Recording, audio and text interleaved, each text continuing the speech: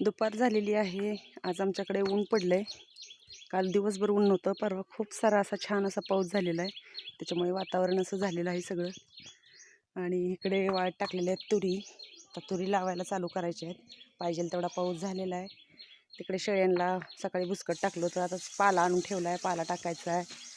आणि तिकडे गणेश त्याचे पप्पा लावत आहेत पेरूचं झाड. त्याच्या आजीने त्याला झाड दिलं पेरूचं. ते दोघांचं झाड लावायचं काम चालू आहे. आणि इकडे आत्या मस्त अशा बनवत आहेत.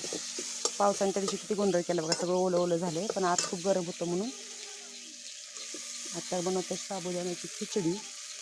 छानपैकी मिरच्या बटाटा नाही घातला तर अशा प्रकारे आत्याने बटाटा घातलेला नाही आहे. मी धुत ते कपडे. तिकडे छान असं शेंगदाण्याची मिरच्या तळून ठेवलेलं आहे. अशी चालू आहे साबुदाण्याची खिचडी बनवायचं.